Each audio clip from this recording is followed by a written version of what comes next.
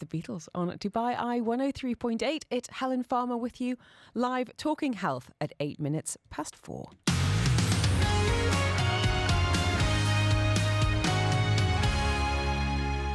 Talking women's health this half hour with King's College Hospital, Dubai, in particular, cervical cancer. Joining us live in the studio is Dr. Ibrahim, consultant gynaecologist and advanced laparoscopic surgeon. Really value your time, stealing you away from a busy clinic, no doubt, Dr. Ibrahim.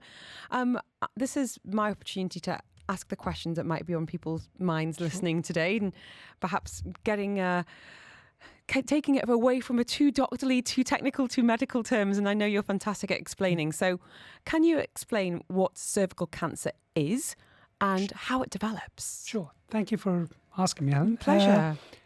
Cervical cancer develops on what we call the neck of the womb.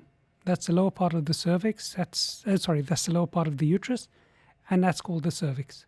So you get cervical cancer in that area. There's basically two main types. There's one that's called squamous, which is made up of the cells that are the same as the lining on the vagina and the lining on the outer part of the cervix. And there's some that are made up of what we call glandular epithelium, which is basically glands, and they're on the inside in the canal of the cervix. Now, the ones on the outside, which we call squamous, are 95% of the cancers that you get. Okay. The other ones are about 4%, and there are some small ones. The important thing about this is when you get a precancerous abnormality and you treat it, if it's one of these on the outside, the squamous type, then if you get above it, you know you've cleared it. Okay. So in 95% of cases, you'll know if you've cleared the precancerous abnormality easily. Which is why screening is so important. And there's, Absolutely. I think, not many women I know that haven't had an abnormal smear result come back and had to go on for some further investigations. And it feels very, very scary to get that phone call or that letter. But we're really here today to talk about the importance of screening, the importance of early prevention.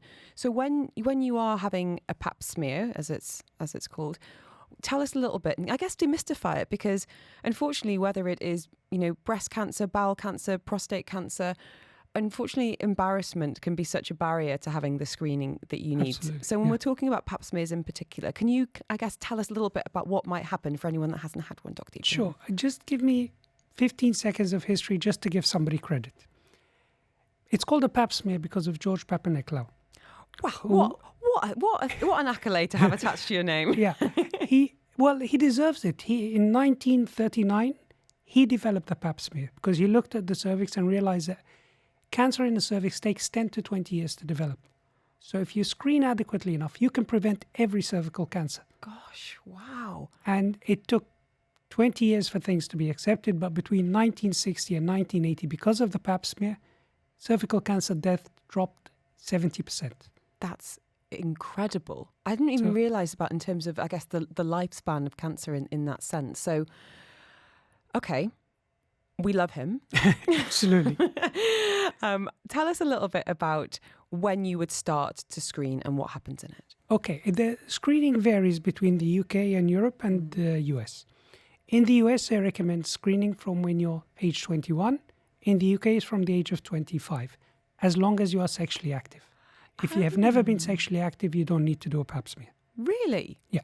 That is actually very, very interesting. People might have a Pap smear if it's related to some kind of complaint or condition that they've gone to the gynecologist about, if that makes sense. Absolutely. Does that? There is something also called an opportunistic smear. So when you see a patient and you take a history, which you should do as a physician, one of your questions is, when was your last Pap smear? Now, if it's more than 2-3 years ago, and you're going to examine them, while you're examining, you can do a Pap smear. It takes an extra 10 seconds. Mm-hmm.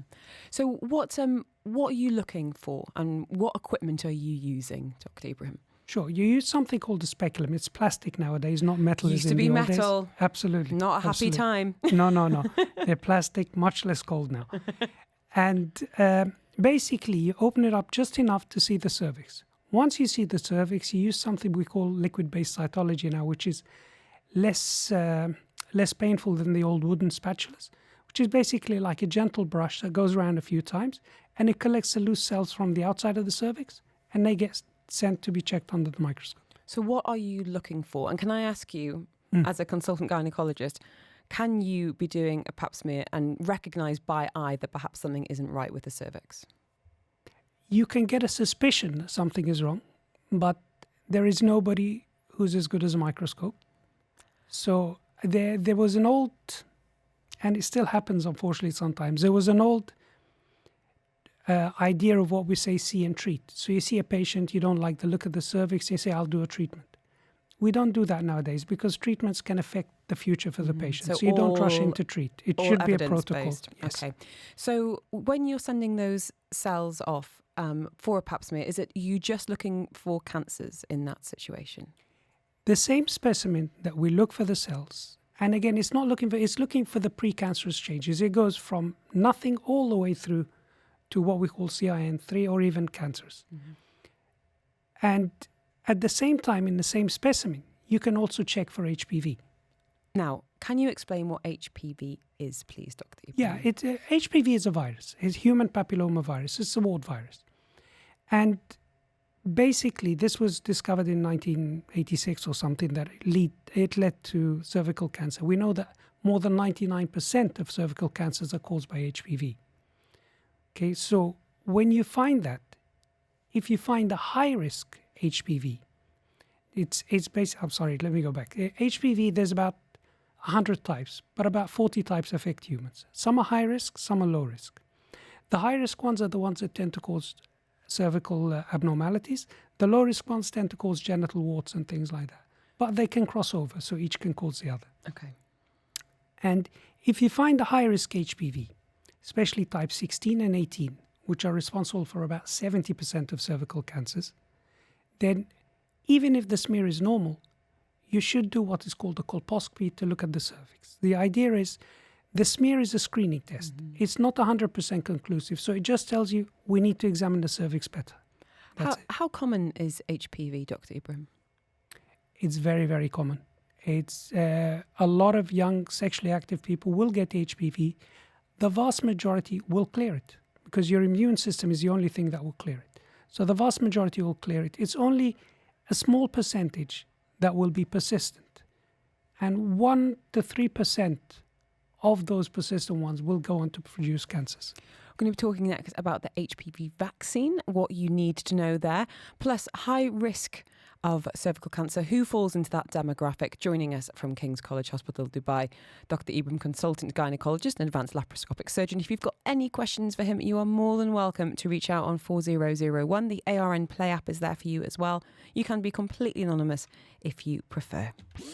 More of Afternoons with Helen Farmer is coming up next on the UAE's #1